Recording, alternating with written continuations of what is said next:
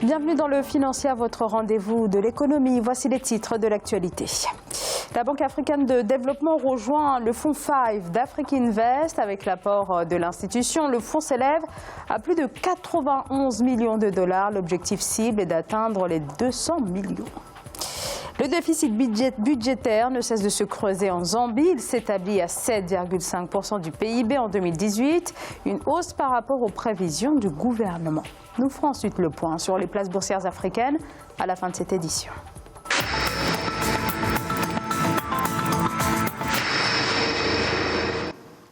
La Banque africaine de développement annonce le 4e closing du fonds 5 d'Afrique Invest, le pionnier du capital investissement.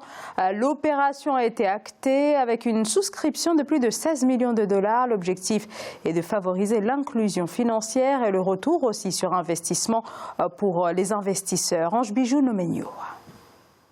La Banque africaine de développement rejoint le fonds Financial Inclusion Vehicle 5 d'Afrique Invest avec une souscription de 15 millions d'euros. Le capital investisseur a obtenu la souscription de la Banque panafricaine à la faveur du 4e closing de 5, son véhicule d'investissement dédié aux institutions financières en Afrique.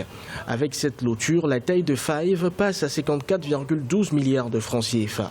En dotant les institutions financières de solutions innovantes et en accompagnant leur transformation digitale, 5 contribuera au renforcement du secteur privé en Afrique à travers son support aux banques, elles-mêmes pourvoyeuses de crédit à moyen et long terme aux PME. La question du financement reste un défi majeur pour les petites et moyennes entreprises africaines. Selon des études récentes, 87% des porteurs de projets en Afrique jugent l'accès au financement très difficile. Pourtant, ces startups créent des emplois et sont porteuses de nouveaux modèles économiques.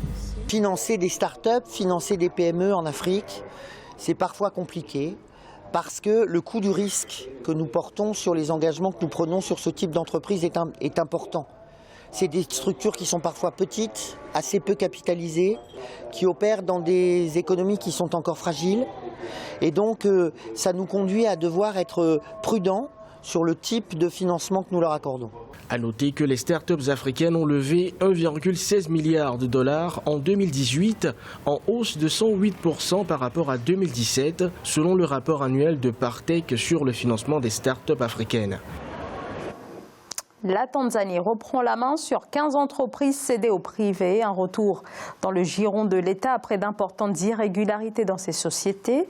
La question de leur performance se posait sérieusement depuis plusieurs années. Selon une étude menée par une holding gouvernementale, seules 42 entreprises sur les 176 privatisées depuis la fin des années 90 réalisent actuellement des bénéfices.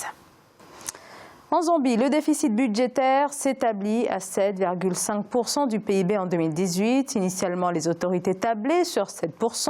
Un déficit donc malgré les mesures d'austérité instaurées depuis près d'un an par le gouvernement qui, malgré les mauvais chiffres et avec aussi son souhait de bénéficier du soutien du FMI, veut initier de nouvelles mesures pour abaisser ce déficit à 6,5% du PIB. Les précisions de Siamlo Victoria Sedji.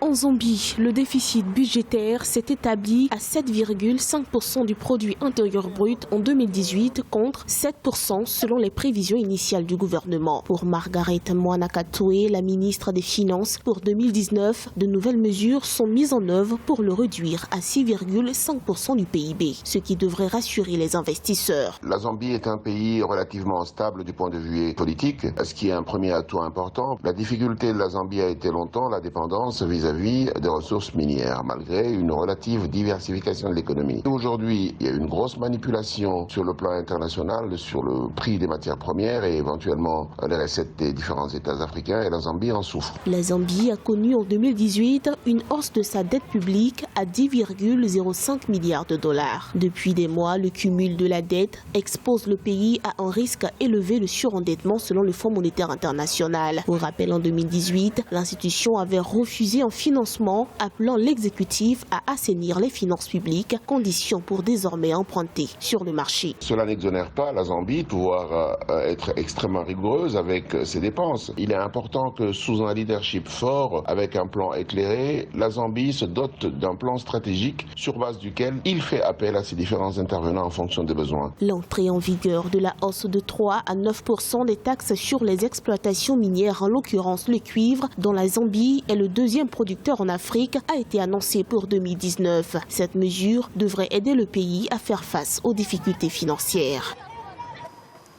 Telecom Egypt, l'opérateur historique, signe plusieurs accords avec des sociétés chinoises, au premier rang desquelles Huawei. Conclusion en marge du deuxième forum Belt and Road qui s'est tenu à Pékin du 25 au 27 avril 2019. Cette signature avec le géant chinois des télécoms porte sur la coopération dans le domaine des réseaux mobiles avancés.